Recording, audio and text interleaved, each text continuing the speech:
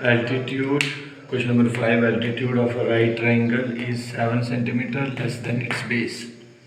Hypotenuse is 13. You have to find other two sides. First of all, we'll suppose the right triangle. Let ABC is a right triangle, right angled at B. This is right triangle, ये आपकी right triangle है, जो right angle जिसका कहाँ पे है, B पे है, बी पे 90 डिग्री बना रहा है। ओके, तो आपने जो एल्टीट्यूड है ये एल्टीट्यूड है आपका,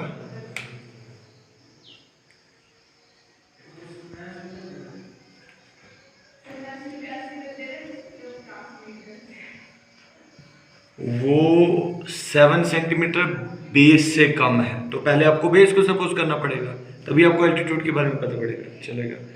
लेट बेस क्या लोगे, x सेंटीमीटर, देयरफॉर जो एल्टीट्यूड होगा,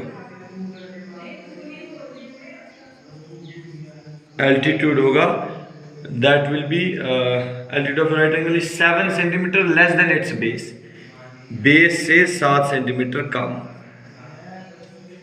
अगर बेस आपका s है, x है, तो आपका जो एल्टीट्यूड है वो 7 सेंटीमीटर कम होगा बेस से।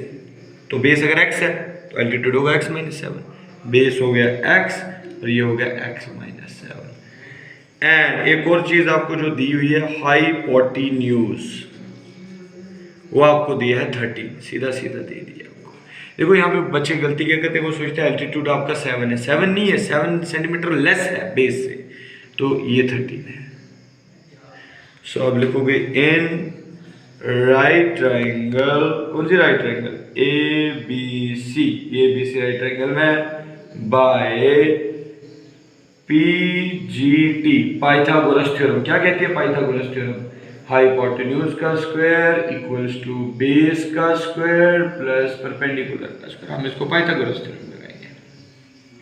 हाइपोटेन्यूज क्या है, जो राइट एंगल के सामने साइड होती है वो हाइपोटेन्यूज होती है, लॉन्गेस्ट साइड। 9th में पढ़ा आपने 13 का स्क्वायर, बेस क्या आपका x का स्क्वायर, परपेंडिकुलर क्या आपका, परपेंडिकुलर x - 7 का स्क्वायर।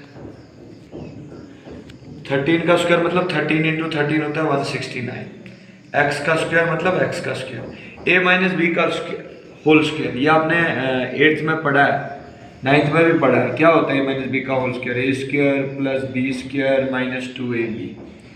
तो वही है, स्क्वायर मतलब पहली टर्म का स्क्वायर प्लस दूसरी टर्म का स्क्वायर मतलब 7 का स्क्वायर माइनस 2ab। a है x और b है 7, ये ध्यान रखना आपने। 169 x स्क्वायर प्लस 7 का स्क्वायर हो गया 49 माइनस 7 × 2 = 14x। ठीक, अब आप क्या करोगे, थोड़ा सा सिंप्लीफाई करोगे। x square plus x square हो गया 2x square minus 14x plus 49। तो बच्चों आप सारा टर्म ये इस तरफ लिखोगे और ये इस तरफ लिखोगे, 2x square minus 14x plus 49 equals to ये उस तरफ लिखोगे। अब क्या करोगे, जो आपका कांस्टेंट है ये पूरा टर्म आपने लिखा, ये कांस्टेंट उस तरफ है, ये इस तरफ लाओ, minus 169, 2x square minus 14x plus 149, ये दोनों को माइनस करोगे, 169 में से 49 माइनस करोगे, 9 में से 9 0, 6 में से 9 में से 9 0, 6 में से 4 2 और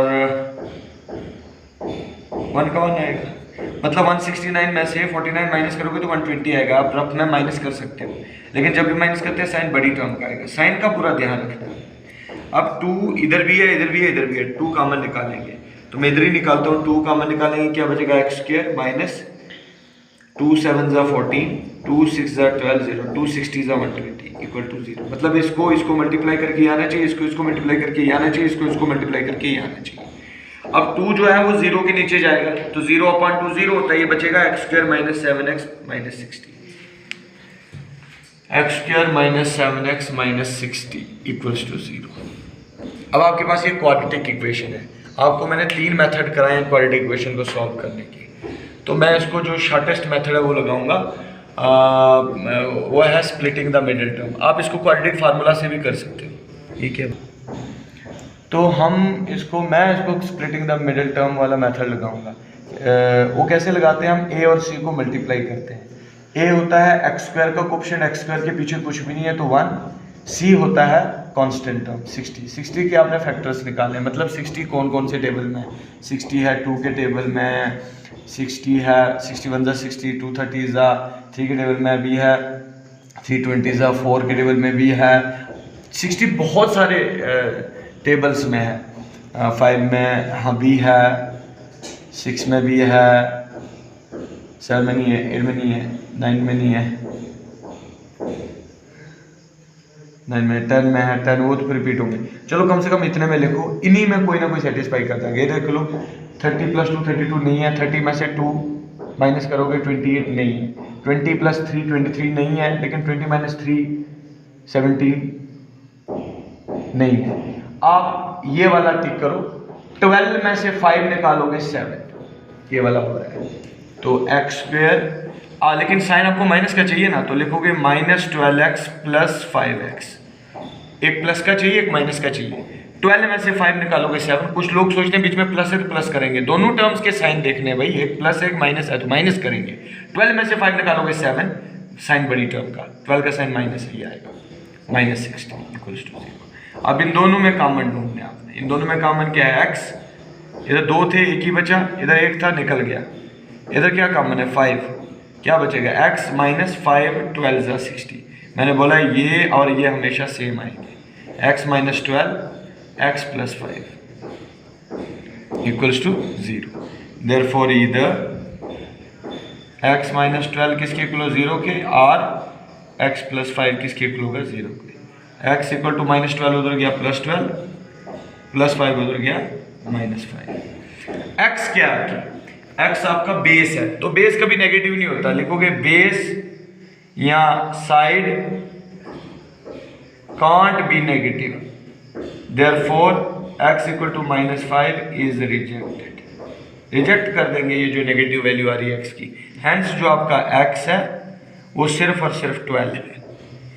तो अगर x 12 है तो ये इधर भरोगे आप, इसका मतलब आपको बेस निकल गया, बेस है आपका 12 सेंटीमीटर, एंड जो आपका एल्टीट्यूड था वो था x - 7, तो x है 12 - 7 वो आएगा 5 सेंटीमीटर। तो इस तरीके से आप निकाल सकते हो।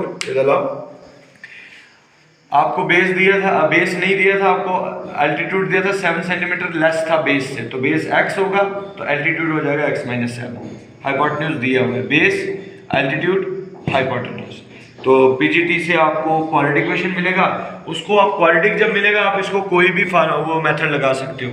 3 मेथड पढ़ाए मैंने क्वाड्रेटिक इक्वेशन को सिंप्लीफाई करने के, मैंने ये फैक्टराइजेशन मेथड यूज किया, तो आप देख सकते हो। क्वेश्चन नंबर 6 है, cottage industry produces certain number of pottery articles in a day. It was observed, ऐसा महसूस किया गया कि on a particular day cost of production of each article was 3 more than the twice the number of article produced। ये condition दी आपको, ये समझाता हूँ मैं आपको।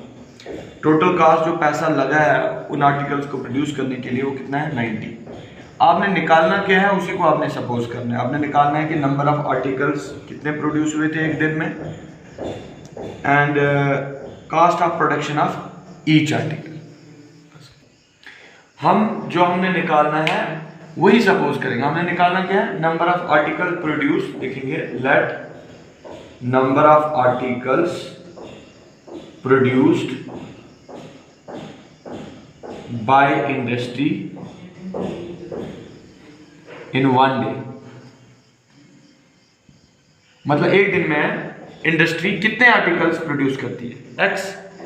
उसके बाद आपको क्या सपोज करना है, कास्ट ऑफ प्रोडक्शन आपको दी, ये कंडीशन जो मैं बोल रहा था मैं बताऊंगा। Cost of production of each article, लिखोगे कास्ट, यही निकालना है आपको, cost of production of each article कितनी है, देखो 3। मोर देन का मतलब होता है प्लस, ध्यान सुनो, 3 मोर देन का मतलब होता है plus, twice the number of articles produced. Twice होता है 2 multiply the number of article produced, कितने आर्टिकल प्रोड्यूस्ड हो रहे हैं x, फिर बताता हूं मैं आपको 3 more then twice the number of articles produced, number of article कितने हमने प्रोड्यूस होते हैं एक दिन में x, मिलेगा 3 + 2x। ठीक, अब टोटल कास्ट कितनी बनेगी, टोटल कास्ट ऑफ प्रोडक्शन, आपको पता है अगर मैं बोलूं कि मेरी इस शर्ट की कीमत 100 रुपए है, बताओ 10 शर्ट की कीमत कितनी होगी, तो आप दोनों को मल्टीप्लाई करोगे, एक की मालूम है 10 से मल्टीप्लाई करोगे तो टोटल कास्ट निकल जाएगी। इसी तरह से एक की कीमत इतनी है और नंबर ऑफ आर्टिकल्स कितने प्रोड्यूस करती है x, तो टोटल कास्ट क्या होगी, इन दोनों को आप मल्टीप्लाई करोगे, x × 3 + 2x। यही आपने समझना है, क्या समझना है, एक की कीमत आपको मालूम है और फैक्ट्री कितनी वो बना रही है आर्टिकल्स x, तो अगर आपको टोटल कास्ट निकालनी है तो दोनों को आपको क्या करना पड़ेगा, मल्टीप्लाई। तो क्या कैसे करोगे मल्टीप्लाई, इसको 3 को x से करोगे तो 3x आएगा, प्लस 2x को x से करोगे तो 2x² आएगा। ओके, ये टोटल कास्ट है। बट अगर आप बुक क्वेश्चन में देखो टोटल कास्ट ऑफ प्रोडक्शन दी हुई है कितनी, 90, बट लिखोगे टोटल कास्ट ऑफ प्रोडक्शन जो आर्टिकल्स को बनाने में लगा हुआ है टोटल कीमत वो 90 रुपीज है। इसका मतलब ये और ये दोनों क्या होंगे, इक्वल होंगे, क्योंकि ये भी टोटल कास्ट ऑफ प्रोडक्शन है और ये भी टोटल कास्ट ऑफ प्रोडक्शन है। तो देयरफॉर 3x + 2x² = 90। अब इसको स्टैंडर्ड फॉर्म में लिखो, स्क्वायर वाला पहले, ये बाद में, ये अपनी जगह है, इसके साइन चेंज नहीं होगी, इसका साइन चेंज होगा क्योंकि इक्वल टू के उस तरफ है, इस तरफ आएगा तो -90, इनके साइन नहीं चेंज होगा, ये तो ऐसे आगे पीछे कर रहे हैं, इनको स्टैंडर्ड फॉर्म में लिख रहे हैं। साइन उसी का चेंज होता है जिसकी साइड हम चेंज करते हैं, साइड सिर्फ 90 की चेंज की, तो इसीलिए -90 होगा। तो अब ये क्वाड्रेटिक इक्वेशन बन गई, तो इसको आप कोई भी मेथड लगा सकते हो सॉल्व करने के लिए, तो आपको x की वैल्यूज मिलेंगी, तो वही आपको चाहिए। मेन समझने वाला क्वेश्चन इतना ही है, ये तो मैंने आपको बहुत क्वेश्चन पढ़ाए हैं कि क्वाड्रेटिक को सॉल्व कैसे करते हैं। अगर आप चाहते हो कि मैं इसको दोनों मेथड से कर दूं, इस बार मैं क्वाड्रेटिक पढ़ा लेता हूं ताकि उसमें भी आप अच्छे बनो, उसको मालूम पड़े, टाइम एंड अगेन रिवाइज हो। तो मैं इधर लिखता हूं 2x² + 3x -90 = 0। अगर आपने क्वाड्रेटिक फार्मूला अप्लाई करना है तो हम क्या करते हैं, इसको कंपेयर करते हैं, कंपेयर इट विद, किसके साथ कंपेयर करेंगे, जनरल फॉर्म के साथ। ये आपकी जनरल फॉर्म है, ठीक है, ये क्वाड्रेटिक फार्मूला से मैं निकाल रहा हूं, आप कोई भी मेथड लगा सकते हो क्योंकि मेथड स्टेटमेंट्स में पूछा नहीं है। हेयर आपने निकालना है a कितना है, a मैंने बोला x² के कोफिशिएंट को बोलते हैं, वो है 2, b बोलते हैं x के कोफिशिएंट को, वो है 3, C बोलते हैं कांस्टेंट टर्म को, वो है -90, साइन भी कैरी करना है।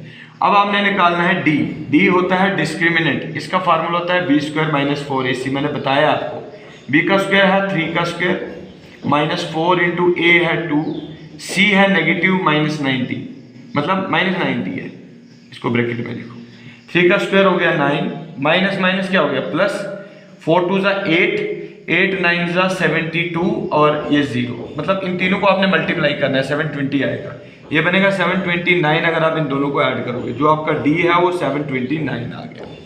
तो बच्चों अब आपने बाय यूजिंग क्वाड्रेटिक फार्मूला, क्या है क्वाड्रेटिक फार्मूला, मैंने आपको कराया है, x = -b ± √d/2a, माइनस का माइनस b आपका है 3 ± √d, d है आपका 729/2a, a आपका 2।